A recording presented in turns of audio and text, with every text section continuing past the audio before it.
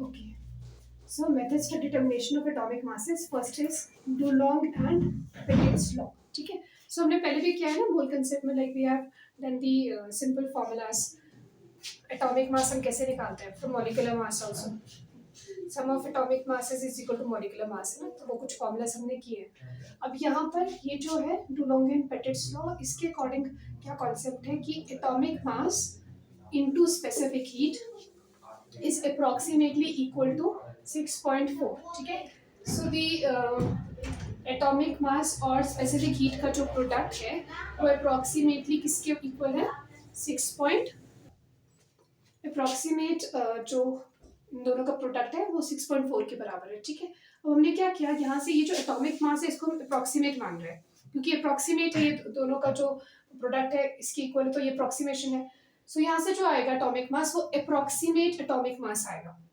6.4 divide by specific heat of a substance. तो specific heat की specific value होती है पर्टिकुलर टेम्परेचर पे, है ना, तो हम उसको लेंगे कैलोरीज पर ग्राम. अब हमने यहाँ से क्या किया, ये अप्रोक्सीमेट एटॉमिक मास निकाल दिया. अब इसकी हेल्प से approximate, this is approximate atomic mass. Okay. ना नीचे जो मैंने फॉर्मूला यूज किया है, what is that? So valency is equal to approximate atomic mass upon equivalent mass. अब ये अप्रोक्सीमेट एटॉमिक मास आपने यहाँ से निकाला, उसको यहाँ पुट किया.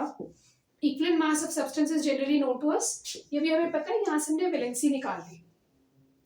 वैलेंसी जो हमारे पास आई, ठीक है, उस वैलेंसी को हम पुट करेंगे और उसको मल्टीप्लाई करेंगे इक्विवेलेंट वेट से, है ना. सो एग्जैक्ट वैलेंसी को मल्टीप्लाई करेंगे इक्विवेलेंट वेट ऑफ सब्सटेंस से, तो वहां से हमारे पास क्या आ जाएगा? एग्जैक्ट एटॉमिक मास आ जाएगा. राइट.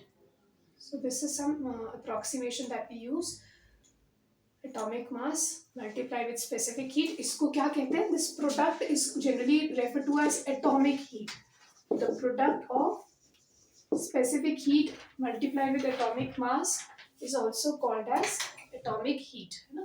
So atomic heat का जो प्रोडक्ट होता है approximately 6.4 होता है. वहां से फिर आप approximate atomic mass and finally valency and then exact atomic mass calculate करते हैं. Let's just see the application of this concept. Note कर लो. Have you noted? Okay, so now let's see question.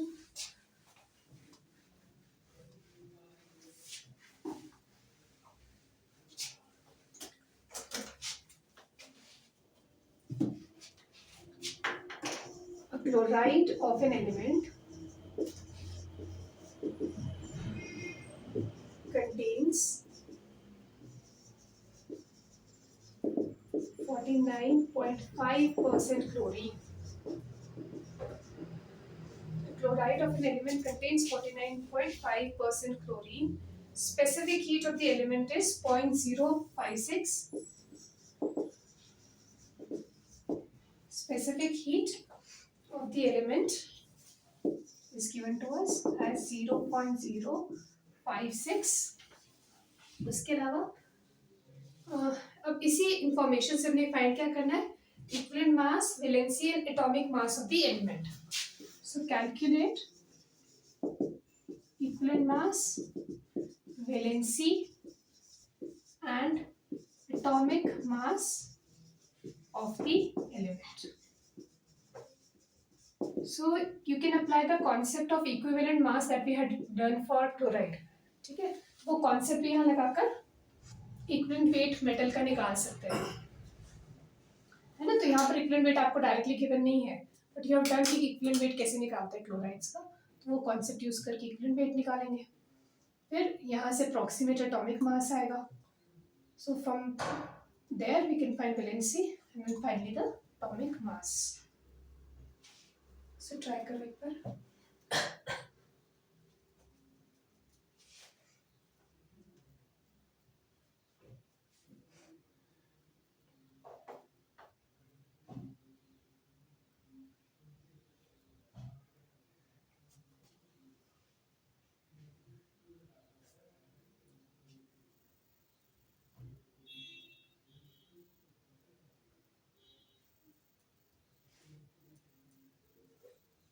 C percentage of chlorine is given in the chloride, है ना।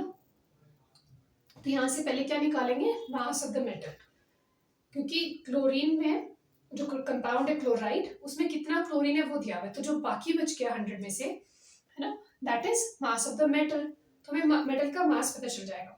फिर from the knowledge of the mass we can find the equivalent mass of the metal.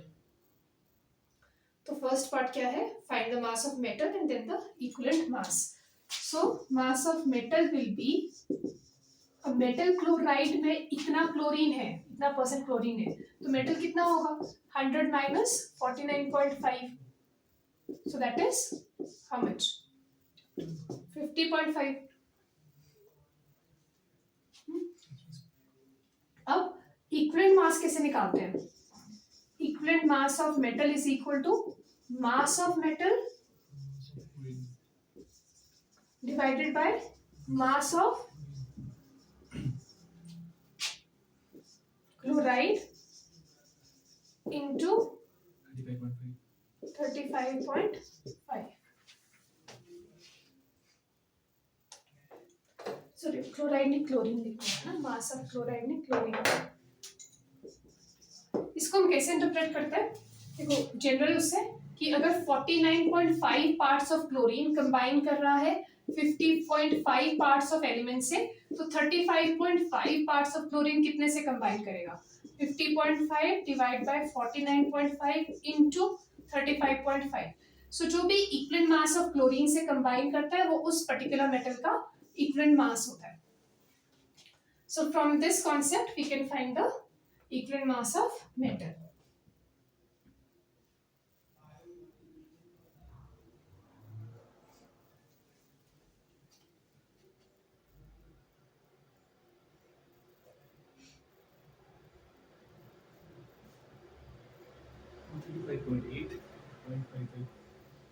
Approximately 36 आ रहा है, ठीक है। सो यहाँ से हमारा इक्विवेलेंट मास आ रहा है approximately, mass of element is 50.5 upon 49.5 into 35.5, so approximately 36 के आसपास आ रहा है। Now the second part, finding the approximate atomic mass, so that is equal to specific heat of the element divided by what, 6.4, no? तो approximation जो हमने किया, specific heat कितना है 0.05, sorry उल्टा, 6.4 डिवाइड बाय specific heat, है ना। so specific heat आपको given है 0.056, तो यहाँ से हमने अप्रोक्सीमेट एटॉमिक मास निकाल दिया। दोनों का प्रोडक्ट 6.4 है, so 6.4 divide by specific heat gives you the approximate atomic मास।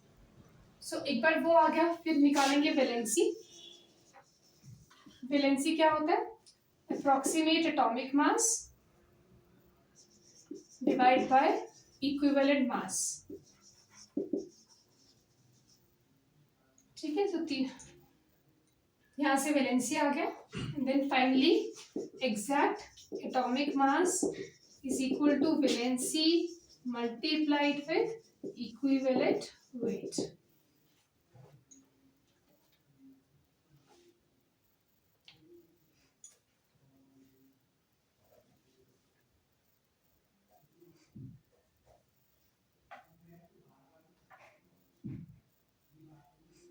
ठीक है, तो जो हमारी वैलेंसी आएगी ना, सपोज वो ऐसे कुछ नंबर्स में आ रहे हैं, जैसे मान लो कि हमारे पास आ रहा है 3.25, है ना, तो लेकिन हम तो क्या लेंगे उसको, we will take it, will round it off to the nearest वो नंबर, तो हम 3 लेंगे। और फिर एग्जैक्ट वैलेंसी लिया, है ना, जो भी क्लोज वैल्यू बन रहा है, क्योंकि अप्रोक्सीमेट एटॉमिक मास है तो अप्रोक्सीमेट वैलेंसी आएगी, बट हम उसको राउंड ऑफ करके नियरेस्ट उसमें ले लेंगे तो वो एग्जैक्ट वैलेंसी हो जाएगी, और फिर उसको इग्नेंट वेट से मल्टीप्लाई करेंगे तो एग्जैक्ट एटॉमिक मास पता चल जाएगा।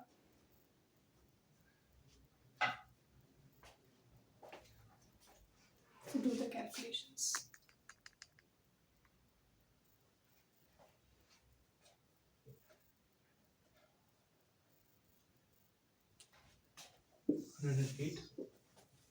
Yes.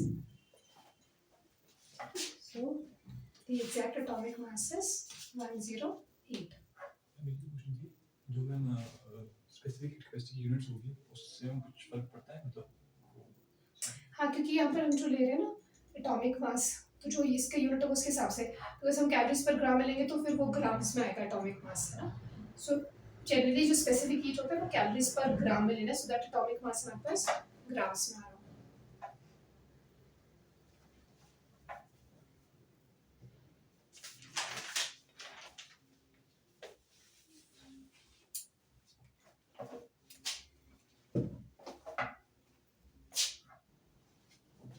अगर हम ध्यान से देखें, हम यहाँ एटॉमिक मास निकाला हमने, ठीक है, फिर इक्वल मास वहां निकाला, तो जो एटॉमिक मास यहाँ निकाला और इक्वल मास वहां से वैलेंसी आ रही है, बाद में हम क्या करें, उसी वैलेंसी को उसी इक्वल मास से मल्टीप्लाई करें। अगर ध्यान से देखें, सो यही वैलेंसी हम यहाँ पुट करें और यही इक्वल मास यहाँ पुट करें, तो यहाँ से तो अप्रोक्सीमेट एटॉमिक मास आना चाहिए, बट हम लिख रहे हैं एग्जैक्ट एटॉमिक मास, क्योंकि थोड़ा सा फर्क क्या है कि हमने वैलेंसी को होल नंबर ले लिया, एक्चुअली वो नंबर्स में नहीं आएगी। जब आप अप्रोक्सीमेट एटॉमिक मास लोगे तो वहां से वैलेंसी भी क्या होगी, आपके अप्रोक्सीमेट सी आएगी, सपोज 3.2 3.4 ऐसे करके। तो हमने क्या करना है, उसको राउंड ऑफ करना है टू द नियरेस्ट वैल्यू, और वो होल नंबर्स में होगी, तब उसको मल्टीप्लाई करेंगे, so you will get something slightly different, है ना। So there will be slight variation, बहुत ज्यादा फर्क नहीं होगा। तो जो आपका यहाँ है वैल्यूज और जो यहाँ वैल्यूज है उसमें थोड़ा सा ही डिफरेंस रहेगा। तो अप्रोक्सीमेट एटॉमिक मास और एग्जैक्ट एटॉमिक मास में बहुत ज्यादा डिफरेंस नहीं है, ठीक है। तो स्लाइट डिफरेंस, और वो हमने वैलेंसी से उसको रिलेट करके निकाला है ना, जो भी थोड़ा बहुत पॉइंट्स का फर्क है वो वहां से निकल के आ रहा है। तो इसलिए इसमें कंफ्यूज नहीं होना कि multiplying the same formula again and again, ठीक है। So isomorphism, second law of isomorphism के अकॉर्डिंग भी हम एटॉमिक मास फाइंड कर सकते हैं। तो आइसोमॉर्फस सब्सटेंसेस क्या है, ऐसे सब्सटेंसेस जिनके जो क्रिस्टल्स होते हैं उनका साइज शेप सेम होता है, सेम कॉम्पोजिशन होता है। Composition means the number of atoms present. Total number of atoms present in one molecule of the substance is same. ठीक है, and they can grow in saturated solution of each other, meaning कि वो साथ में ही crystallize out हो जाते हैं, ठीक है। So they can form mixed crystals, तो इकट्ठे ही crystallize out हो जाते हैं। जैसे कुछ एग्जांपल्स हो गए, potassium sulphate, potassium chromate. Examples are potassium sulphate, potassium chromate, फिर जिंक सल्फेट, फेरस सल्फेट, है ना, hydrated zinc sulphate and hydrated ferrous sulfate. So if you look at the composition, they have the same number of water molecules, same number of atoms, सिर्फ main atom different है, but the other atoms like zinc, sulfur, है ना, zinc और iron को छोड़ के जो बाकी है sulphate part, water part, that is same, सिर्फ एक मेन एटम डिफरेंट है। यहाँ पर भी सेंट्रल एटम सल्फर है, वहाँ क्रोमियम है, बाकी ऑलमोस्ट सारा स्ट्रक्चर सेम है, ठीक है। तो सेंट्रल एटम अलग होगा, बाकी कॉम्पोजिशन, बाकी जो नंबर ऑफ एटम्स है टोटल वो सेम है, एंड ऑब्वियसली स्ट्रक्चरली भी सेम ही होंगे, है ना। तो इसलिए same shape same. Similarly potassium perchlorate, potassium permanganate, potassium perchlorate, potassium permanganate, these are some of the examples of isomorphous crystals. So same formula, kind of same formula, है ना, ऐसे potash alum, chrome alum, potash में potassium होता है और aluminium is the central atom, और chrome alum में chromium is the central atom,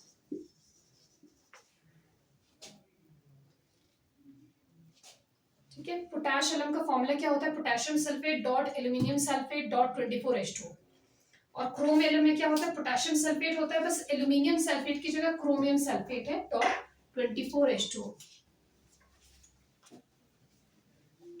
now अब यहां से हम क्या डिड्यूस कर सकते हैं,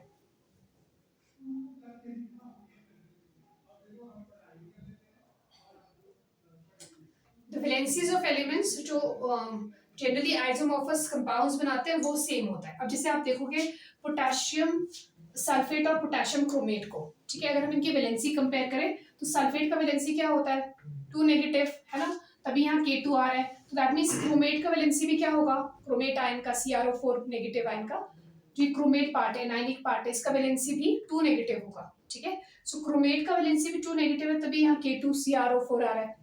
similarly zinc sulphate, sulphate same atom है, तो यहाँ पर 1:1 रेशो है ना।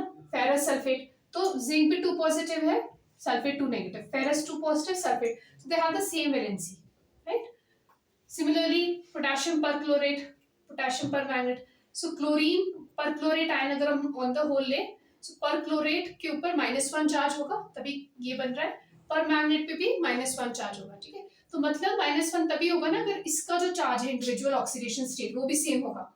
तो यहाँ पर क्लोरीन भी +7 है और मैंगनीज भी +7 स्टेट में है, तभी परक्लोरेट या परमैंगनेट का on the whole charge same आ रहा है.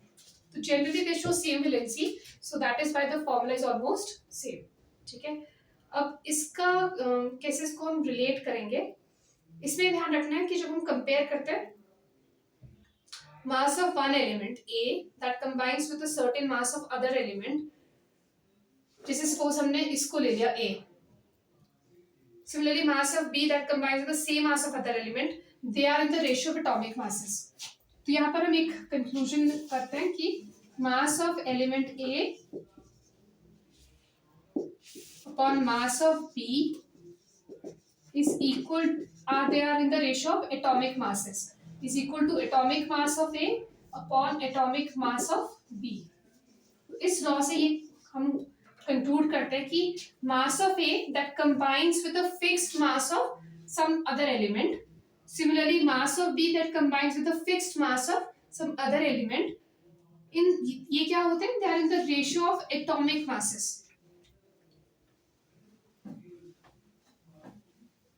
तो यहाँ पे कंप्लीट लिखना, मैं written only half.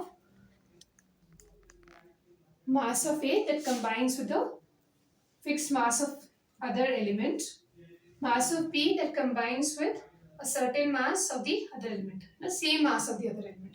So A and B किसी fixed mass के साथ combine कर रहे हैं और जो इनके masses का ratio है that is the ratio of their atomic masses. ठीक है. Now let's understand it through a question. So write down. Potassium chromate is isomorphous to, कई बार ऐसा कोई आपको मॉलिक्यूल दिया होगा जिसका आपको मान लो स्ट्रक्चर नहीं पता है, तो जो दूसरा स्ट्रक्चर है, दूसरा मॉलिक्यूल है, वहां से हम स्ट्रक्चर गेस कर सकते हैं ना. जैसे इस केस में तो क्या पता होता है, potassium chromate is isomorphous to potassium sulphate. Potassium chromate is isomorphous to potassium sulphate and is found to contain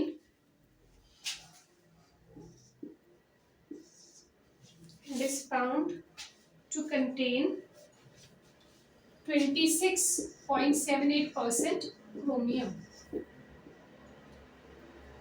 and is found to contain 26.78% chromium. Calculate the atomic mass of chromium. Calculate the atomic mass of chromium.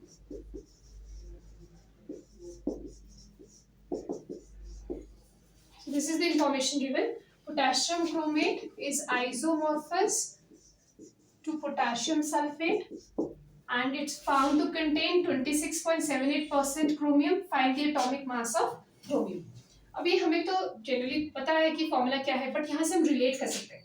Potassium sulphate का formula हमें पता होता है, generally used K2SO4. So chromate will have a similar formula.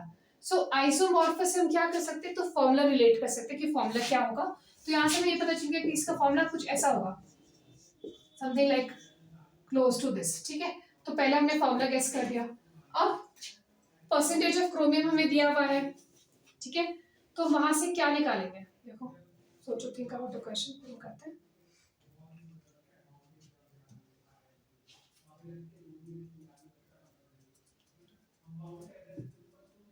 So from the percentage, what can we calculate? From the percentage, you have to find the atomic mass. How? Potassium का जो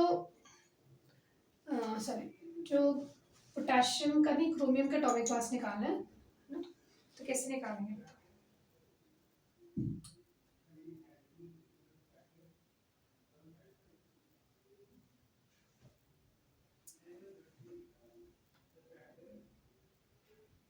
That means 26.78% वो है जो potassium chromate में chromium जितना percent. बिल्कुल है ना, percentage of chromium in the compound. तो जैसे आप लोगों ने परसेंटेज कॉम्पोजिशन किया हुआ है ना, using the same concept, percentage of an element in a compound is equal to mass of element. हम जनरली एटॉमिक मास की टर्म्स में भी निकालते हैं ना परसेंटेज। तो एटॉमिक मास अगर हम ले लें ए, और molecular mass of the substance अगर हम ले लें, यहाँ फॉर्मूला में पता है मॉलिक्यूलर मास निकाल सकते हैं। सो पोटेशियम का हो जाएगा 2 इंटू, पोटेशियम का एटॉमिक मास इज 39 है ना। So potassium is 2 into 39 plus chromium का हम ए ले लेंगे, ऑक्सीजन 16 इंटू 4 64 हो जाएगा इंटू 100। सो जब हम नॉर्मली परसेंटेज कॉम्पोजिशन निकालते हैं तो उसमें हम क्या करते हैं, atomic mass divide by molecular mass है ना। So mass of the element divide by total mass of the compound. Now the formula is known to us. ये फॉर्मूला हम यहाँ से गेस करके आइडेंटिफाई कर सकते हैं, ठीक है। तो उसके लिए आइसोमॉर्फस टर्म दिया होगा, molecular mass into 100 will give you percentage. Percentage is given to us, already given 26.78. So that is equal to A by 2 into 39 कितना हो जाएगा 78 plus 64 plus A, ठीक है। तो इसको ऐड करके यहाँ से हम A निकालेंगे। वो A क्या है, atomic mass of chromium.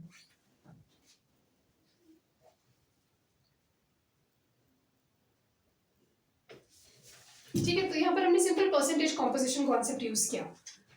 Simple mass of element divide by total mass of compound into 100, right. तो आइसोमॉर्फस टर्म से हमें क्या रिलेट करना है, सिर्फ उसका स्ट्रक्चरल फॉर्मूला डिड्यूस करना है जो भी आपको कंपाउंड दिया है,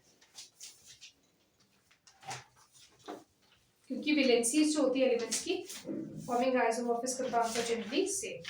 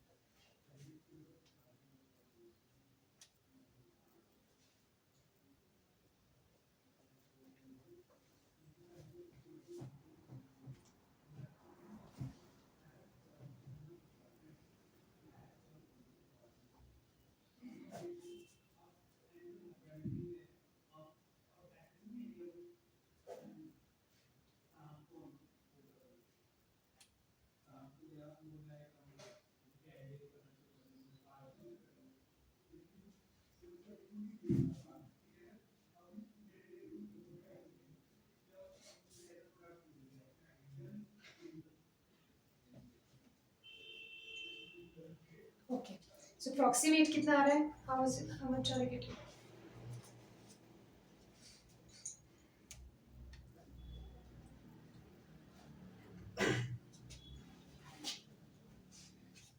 थोड़ा सा कैलकुलेशन है इसमें, है ना।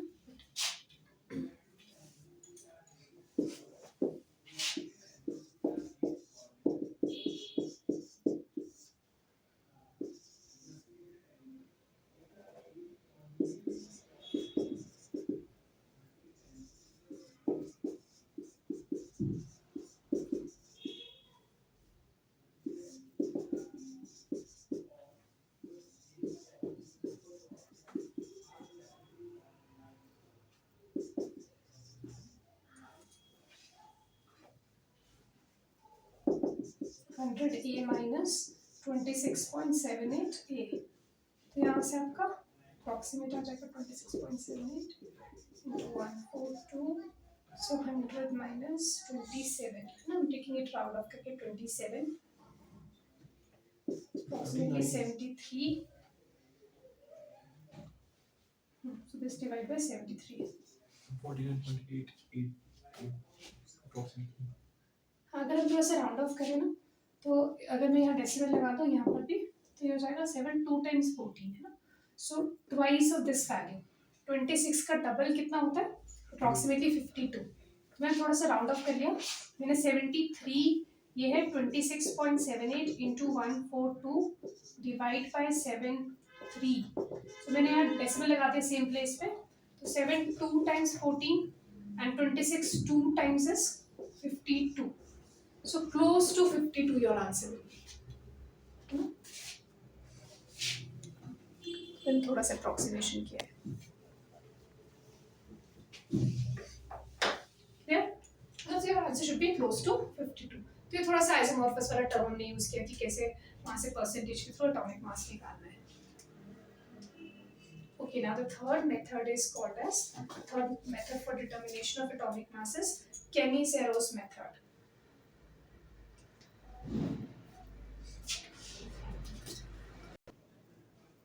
ठीक है, so this is another method, Kenny-Zero method. इसके अकॉर्डिंग क्या है, atomic mass of an element may be defined as the smallest mass of the element present in the molecular mass of any one of its compounds. ठीक है, any one of its compounds. अब इसको determine कैसे करते हैं, so just take an example.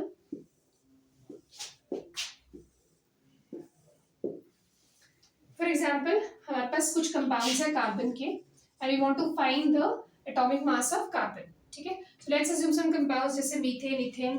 तो हमारे पास एक मीथेन है, इथेन है.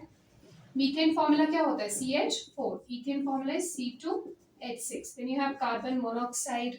ठीक है, similarly carbon dioxide and maybe propane. So these are some compounds given to us. So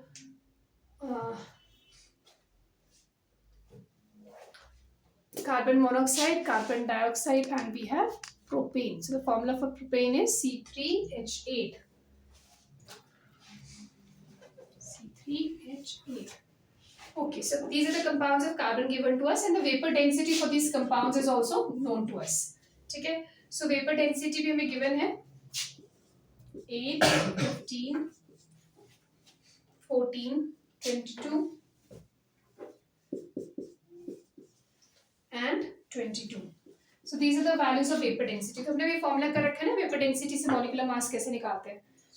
So twice of vapor density gives you the molecular mass. So from here we find the molecular mass of the compound. So 2 into Vd करेंगे. So यहाँ से आ जाएगा 16, 15 2 times this, 28, 44, 44. तो हमें vapor density in compounds का given है. So from here we calculate the molecular mass. Now next is we find the percentage of carbon by mass in the compound. Percentage of carbon by mass in the compound. So यहाँ पर जैसे formula से पता चल रहा है कि carbon एक एटम है, so एक एटम का मास क्या हो जाएगा, for one atom the mass will be taken as 12, right? एक एटम है कार्बन का तो 12 और मॉलिक्यूलर मास कंपाउंड का 16 है into 100. ठीक है, तो यहाँ से आपका परसेंटेज ऑफ कार्बन आ जाएगा. सिमिलरली C2 है, so 12 into 2 24 by molecular mass that is 30 into 100. Similarly CO, यहाँ पर भी कार्बन 12 है, molecular mass 28 into 100. Then another CO2 12 by 44 into 100. So from this we find the percentage of carbon in each compound. That is the next part. तो यहाँ पर 3 carbon है तो 12 into 3 36 divided by 44 into 100. So the percentage of carbon is different in all the compounds. है ना, अलग-अलग है different compounds में. So अब हमने क्या किया, percentage निकाला, so उसको फाइंड कर लेंगे.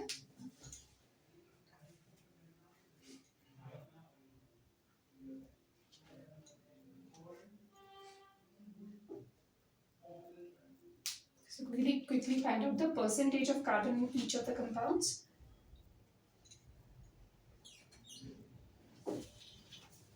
Then after that we find the mass of carbon in one molecular mass of the compound.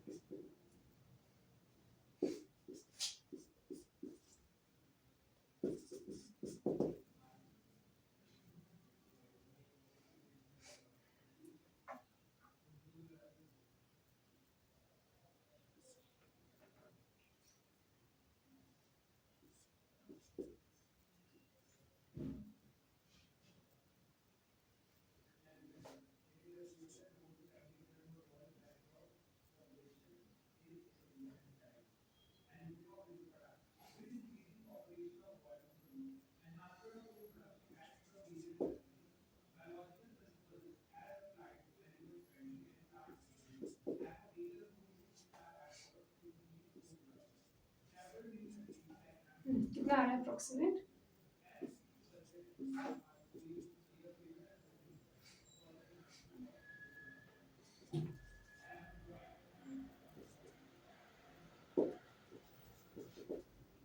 So 900/11.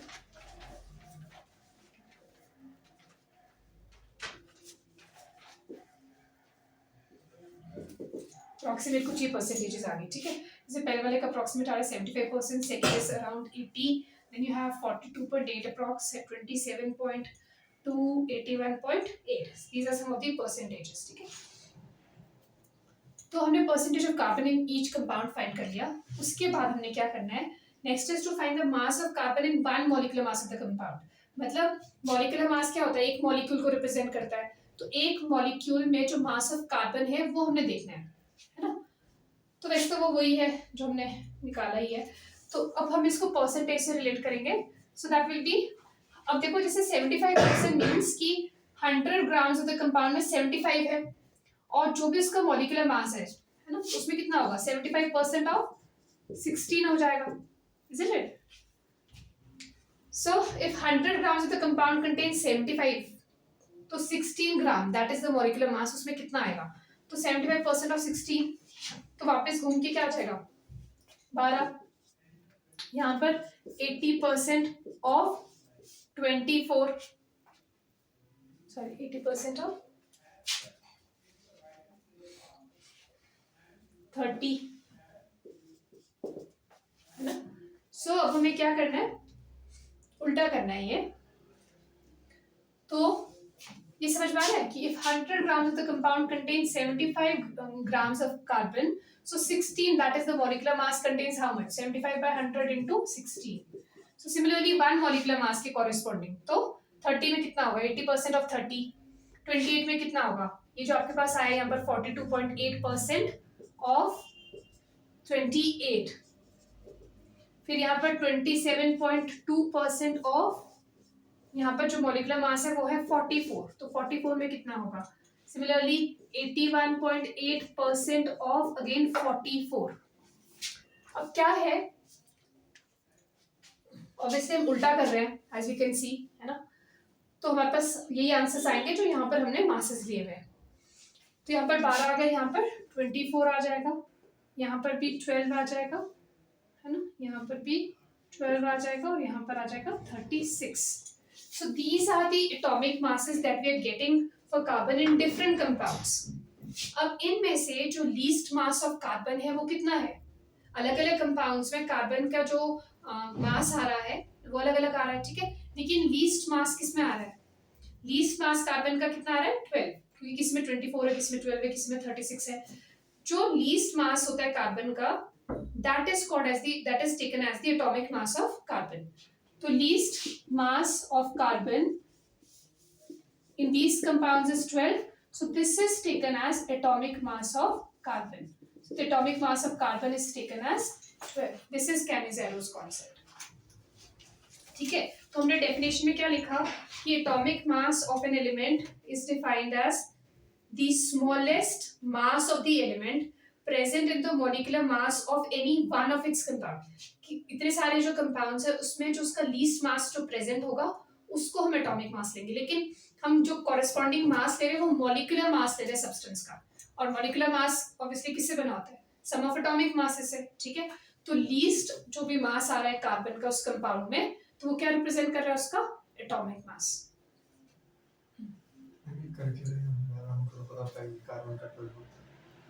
ये ना जैसे सपोज अभी यहाँ तो कार्बन हमें पता है, सपोज कोई आपको अननोन एलिमेंट दे दिया, ठीक है, जैसे क्वेश्चंस आता है find the atomic mass of this particular substance, और आपको सब्सटेंस नोन नहीं है, ठीक है, आपको बाकी डाटा दिया हुआ है कि एक कंपाउंड है, वो एक कोई सब्सटेंस एक्स है, और वो 3-4 कंपाउंड्स बना रहे हैं जिनमें ये मासेस है, ठीक है। तो वहां पर कोई अननोन एलिमेंट के लिए तो हम नोन है ना, तो उसके साथ वो रिलेट कर पा रहे हैं कार्बन का। कोई अननोन एलिमेंट का अगर हमें एटॉमिक मास फाइंड करना है तो ये मेथड्स यूज कर सकते हैं, ठीक है। सो बेसिकली ये मेथड्स क्या है, to find the atomic mass of a substance, है ना।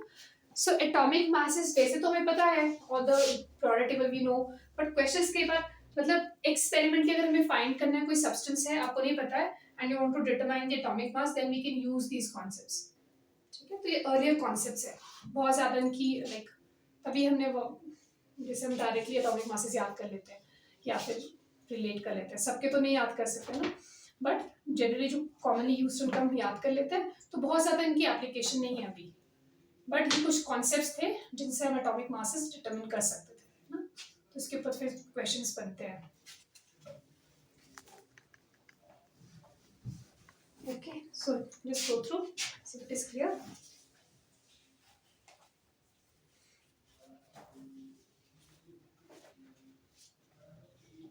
Okay, the last one you've already done, पर एक बार review कर लेंगे। I hope this is done. ठीक है, तो ये जो मेथड है atomic mass from vapour density for chloride, इसमें क्या क्या है पॉइंट्स। पहले वेपर डेंसिटी आपको दिया होगा क्लोराइड का, ठीक है। सो वेपर डेंसिटी डिटरमाइन करते हैं, इक्विवेलेंट मास फाइंड करते हैं। अब हम अज्यूम कर रहे हैं इसमें कि वैलेंसी सपोज x है, तो फॉर्मूला क्या हो जाएगा मेटल क्लोराइड का, जो भी मेटल का वैलेंसी है, क्योंकि क्लोराइड तो -1 होता है, सो अगर इसके ऊपर चार्ज x पॉजिटिव है तो वो यहाँ जाएगा x, ठीक है, तो फॉर्मूला बन जाएगा MClX। Now from here we can find the molecular mass. तो मॉलिक्यूलर मास क्या हो जाएगा, molecular mass is equal to mass of metal, that is the atomic mass of metal plus fluorine का एटॉमिक मास होता है 35.5 into x। अब atomic mass को हम रिलेट कर सकते हैं किससे, इक्विवेलेंट मास से, ठीक है। सपोज एटॉमिक मास आपका A है, so we know that atomic mass is equal to equivalent mass into valency, ठीक है। तो इसकी जगह हमने लिख दिया molecular mass is equal to atomic mass की जगह equivalent mass into valency, valency हमने x लिया है, सो E into x प्लस 35.5 into x। Equivalent mass is known to you, ठीक है। इक्विवेलेंट मास क्या होगा हमें पता होगा, तो उसको हम पुट कर सकते हैं, और मॉलिक्यूलर मास हम निकाल लेंगे कहां से, वेपर डेंसिटी से। So molecular mass is equal to 2 into Vt। So from the knowledge of vapour density, because ये दो चीजें हमें पता होंगी, so from the knowledge of vapour density we can find the molecular mass, and from equivalent mass we can find the this x valency, ठीक है। और valency यहाँ से निकाल सकते हैं फिर, और उससे क्या होगा, हमें फॉर्मूला ऑफ मेटल क्लोराइड पता चल जाएगा। जनरली क्वेश्चन जैसे आता है फॉर्मूला ऑफ मेटल क्लोराइड क्या है ना। और अगर आपको वैलेंसी पता है तो वैलेंसी से फिर एटॉमिक मास डिटरमाइन कर सकते हैं। So once you know x, then you E into x will give you the atomic mass, है ना। तो हमने यहाँ से x निकाल लेना है, so 2 into vapour density is equal to EX plus 35.5x। So from here we find out x common ले लो, तो E plus 35.5 2 into Vt। So from here we find x, valency पता चल गई। तो क्वेश्चन अगर आता है आपको कि मेटल क्लोराइड का फॉर्मूला क्या है, तो निकाल सकते हैं, और अगर आपको x पता है सो E into x will give you the atomic mass, ठीक है। सो जनरली इसमें वेपर डेंसिटी और इक्विवेलेंट मास गिवन होगा क्वेश्चन में, दो चीजें गिवन होगी और बाकी आपने फिर खुद रिलेट करके फाइंड करनी है। You write one question.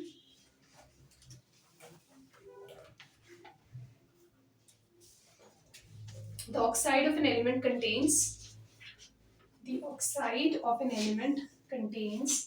32.33% of element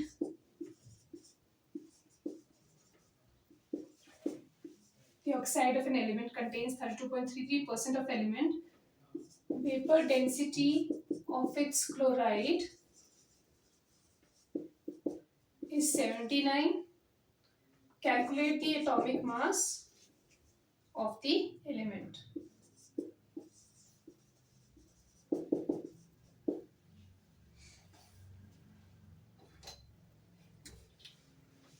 Calculate the atomic mass of the element.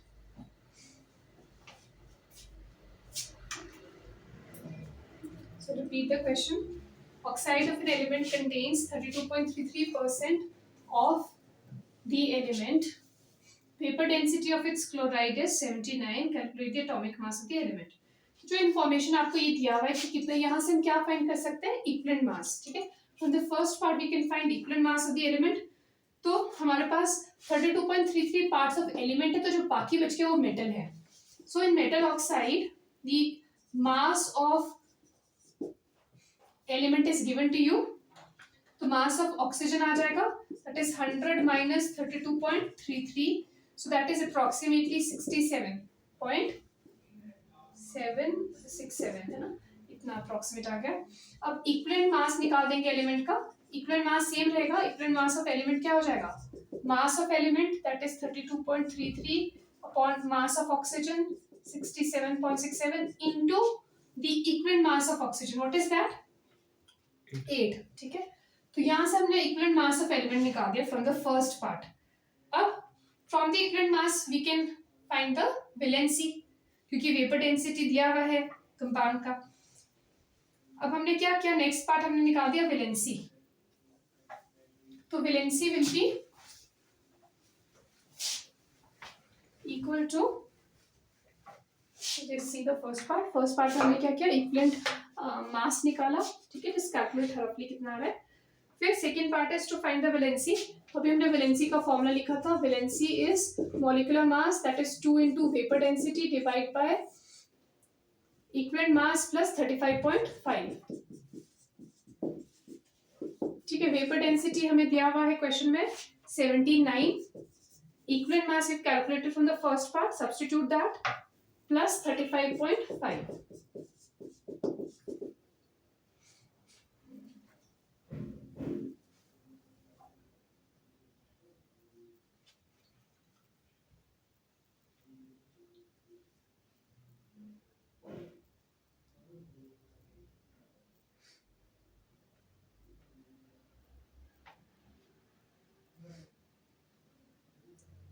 ठीक है, so calculate E from the first part, substitute it here.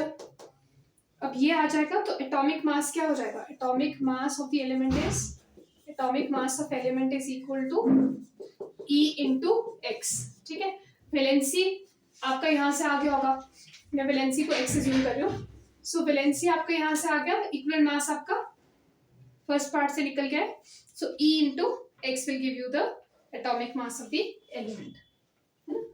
So vapor density is generally given in such questions. Equivalent mass या तो दिया होता है या फिर हम फाइंड कर सकते हैं इंफॉर्मेशन से, और E इंटू एक्स से फिर हम एटॉमिक मास निकालेंगे। यहाँ पे 35.x आना चाहिए इसमें भी।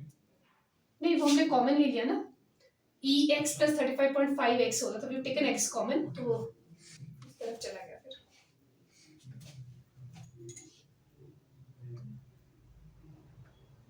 हाँ, so what is the equivalent mass, approximate equivalent mass?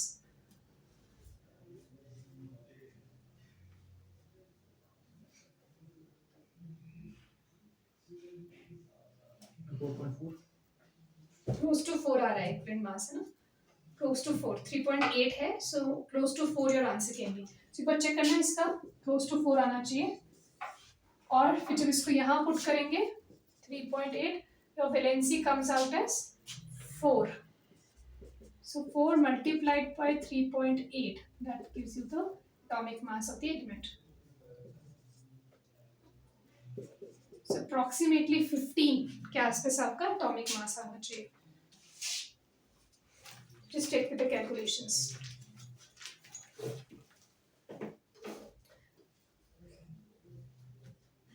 So इसमें कुछ जो बेसिक चीजें हैं ना, जैसे E into x, ये हम बहुत जगह यूज करते हैं, तो हमने वो बेसिक्स यहाँ से देख लेना है। बहुत ज्यादा इन पे क्वेश्चंस नहीं आते, ठीक है, बस थोड़ा सा कॉन्सेप्ट समझ लेना है कि किस में क्या मेथड चल रहा है। और जो ये वाला पार्ट है, atomic mass is equivalent mass into x valency, ये ज्यादा हम कॉमनली यूज करते हैं टर्म्स, है ना, तो this one is like more familiar. Vapour density is generally given in questions, तो ये वाला फिर भी हम रिलेट कर सकते हैं। बाकी जो मेथड्स है वो इतने ज्यादा नहीं पूछे जाते हैं। आइसोमॉर्फस वर्ड कई बार यूज करते हैं, है ना, so that term is important, so you can just go through all these concepts.